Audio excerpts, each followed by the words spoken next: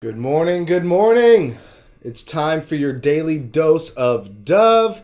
I am Jordan Dove, and today is Friday, November 5th, 2021. Can you believe it? It's almost Thanksgiving. It's almost holiday season. I am so excited. I love my family. It's a great time spending time with your family.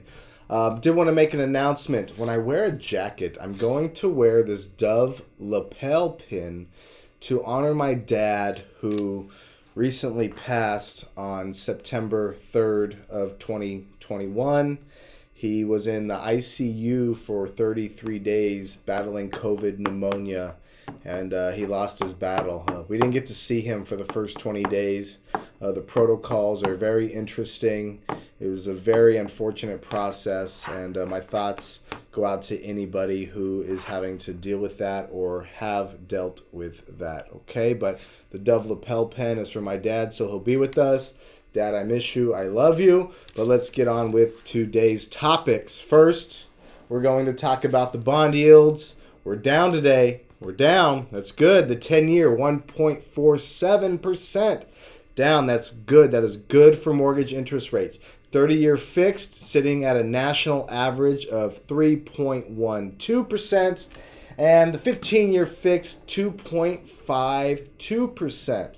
Few headlines going on in the real estate sector I wanted to talk about. If you know who Cathy Wood is, she's the CEO of ARK Invest. They made a killing during COVID in their ETFs and their investment vehicles that they have. They have ARK Space. They have several of them. Well, they sold a big chunk of Zillow after the company exited the home buying business and the flipping business that we spoke about the other day. Go watch that video if you want to know what's going on. But ARK dumped 3.9 million shares of Zillow on Wednesday the day after they bought 288,813 of securities the day before. It's kind of weird, kind of strange. Did she know something? Maybe. The offload accounts for about 255 million. Okay. Susie Welch, who is the widow of General Electric's Jack Welch, listed her Manhattan apartment for 25 million. So if you're in the market for a high rise in Manhattan, go check it out. This one was interesting. Rental homeowner Pretium purchases home flipping lender Anchor Loans for $1.5 billion. Anchor Loans has made about $10 billion in loans, and they specialize in lending to home flippers. Usually these loans are what we call hard money loans, which allows the flipper, even though they're financing with the hard money lender, it allows them to write the purchase contract as cash, and these typically have quick repayment terms with higher interest rates. But this is a mechanism often used by home flippers who don't have enough money. They'll put 20% down and finance the rest. Sometimes they can finance the cost of doing the flip, or they'll use their own money. Really just depends on the numbers and the rates and everything that's going on. Okay, Ithaca, New York is the first city in the United States to begin 100% decarbonation of buildings. They are planning to cover electrification projects for 1,000 residential buildings and 500 commercial buildings in the first phase, and they have a total of 6,000 buildings in their inventory. That's Ithaca, New York, trying to go green and decarbonize all of their buildings. Here is a topic that I found very interesting. Guys, I don't know what to make of this. You tell me. You let me know what you think. But make sure you like the video, subscribe to the channel. If there's anything you find interesting, anything you find informative, please share this with somebody you know. I would really appreciate that. And as always, leave your comments. It's really nice reading your stuff, the negative, the positive. Shout out to all the Lions out there who follow Greg Manarino. You guys are solid. I just listened to his morning show prior to making this video, okay? So we're going to talk about China. Beijing. There is a developer in China, China's largest developer. Their name is Evergrande. I'm not talking about Evergrande that got caught and stuck in the Suez Canal. that messed up all the shipping lanes, that was not good. This is Evergrande. It's the most indebted developer in the world. But there is also numerous growing other Chinese developers that are in more of debt as well.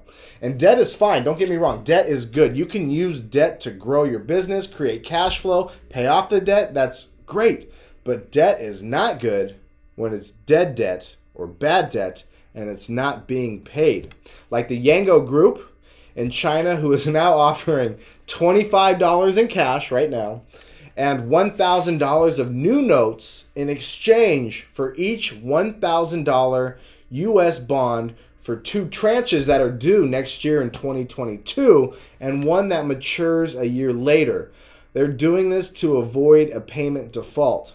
And the whole point of this, guys, if these companies default, it could get really interesting. But Beijing has different policies in the United States and other countries because they are communist, okay? But back to Evergrande, which apparently they were missing payments, but apparently has paid a bond coupon before Saturday's deadline. And they had missed several bond payments prior, and they're on the verge of default. Evergrande is China's largest real estate developer, so this is something we really need to keep our eyes on. The small payment they made of $83.5 million, which hasn't been verified, it's just have been said. There's a company in Germany saying, hey, I don't think they really made this payment, but that's a topic for another time. I haven't dug too much into that, but it's being reported by the Chinese, which control their own propaganda and their own media and their own messages that get sent out to their citizens, right? Because if you're an independent journalist in China and you say something they don't like, you end up disappearing to a camp or something. But anyways, Evergrande, the $83.5 million payment that they made was to international bondholders. And that was surprising because many people who were following this closely were expecting Evergrande to prioritize local creditors and suppliers and disgruntled home buyers who don't have a place to live that they put money down to purchase or bought it in cash and the development's not finished. Not good. Not good. But anyway, many of those are waiting for the company to make good on their overdue obligations. So a little bit about the debt with Evergrande. They're faced with more than $300 billion in debt, hundreds of unfinished residential, not units, but entire buildings. And angry suppliers have shut down some of the construction sites.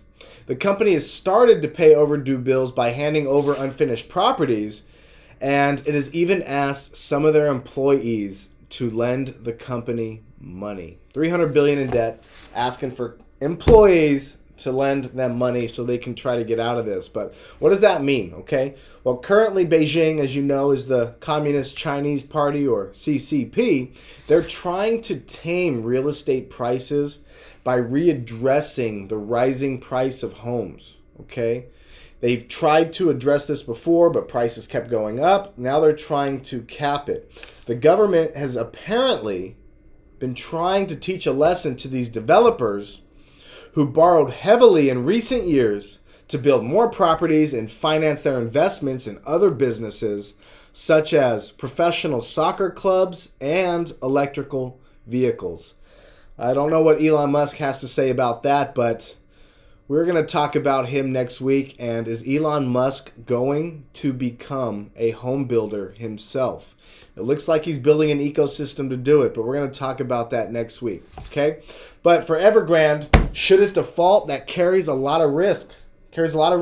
Unhappy home buyers and suppliers could cause unrest, while the financial impact on investors and others who might be exposed to Evergrande could be costly. And like I said, we know what happens in China when citizens start to hit the streets. They disappear. Look what happened to the protesters in Hong Kong last year. That got shut down really quick. But again, another topic for another time. But Beijing, they do have a number of ways to try to stop a financial disaster. The government controls the banks and the financial ties between them. Okay. It also firmly controls the flow of money across the country's borders, allowing it to stem a potential rush of funds outside the country. It also controls the media, as I just spoke about, and the messaging that's sent to their citizens, also known as AKA propaganda. Do you think we have that in the United States? Do you think we have propaganda, the media? You can't watch that stuff. Can't watch that stuff. But anyway, another Chinese real estate developer today, this morning, halted trading in Hong Kong as their debt concerns escalated. The developer and 3 of its subsidiaries suspended trading in their shares today ahead of the open market. They said its finance unit missed a payment on a wealth management product amid increased worries about its strained liquidity. In terms of size of this company, it's very large. This is the second largest developer. It ranks second to Evergrande in terms of issuance of U.S. dollar denominated offshore high-yield bonds, according to Natixis. Okay, Fitch Ratings and S&P Global Ratings downgraded Keza last week, citing the firm's diminishing cash flow. The company has about $400 million due in December and around $3 billion due in 2022. So this is something I'm going to watch very closely. I think you should too. It's very interesting. But to put the whole thing into perspective, to put it into layman's terms, let's say you have a butcher, right? You go to the butcher to buy some meat, and you give him $100, or you don't. And that butcher owes $100 to the meat broker for brokering the deal between the rancher and the butcher. Okay, so if he can't pay him that $100, and that middleman can't pay, or that broker, that meat broker can't pay the rancher $100, and that rancher can't pay his employees $100 to go feed their families, you can't pay your obligations. That $100 is really $500 of debt being paid down the line. So what if that happens? What if that happens here? If this company can't pay their debts or can't pay their obligations, we could have a monetary crisis on our hands. So something really, really that needs to be watched pretty closely. Okay, so I'm going to keep you guys updated on it as we learn more. And that's Evergrande. That's China. That's global power, guys. So something to watch for. Okay. Mortgage rates, like I said, were down today. 70% of homeowners currently have an interest rate below 4%, which is pretty good historically. Cheap money. There's a lot of cheap money out there in the market right now. I recommend talking to a mortgage professional if you're one of the 30% that has over a 4% interest rate, because today we had 3.12% 30-year fixed. If you're in the 4s or 5s, talk to a lender. You could probably save hundreds of dollars by refinancing your mortgage with cheaper money right now. So take advantage of that. Again, I want to say thanks to Manarino and his Lions. I wanted to say thanks to everyone who is supporting the channel.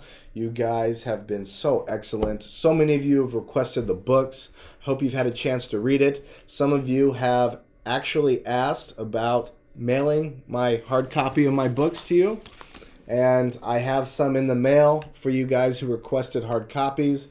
If you want to get a digital copy, it's free at jordandove.com/books. That's Jordan, Jordan, Dove like the pretty white bird, I miss you dad.com/books. They're yours, they're free. I hope you learned something. Again, take care.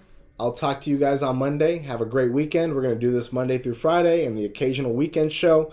We're also going to be doing some interviews with some really, really sharp people. Okay, so stay tuned. Make sure you like and subscribe. Share this video. You guys have a great, healthy, safe, and blessed weekend. Okay? Lots of love. Out.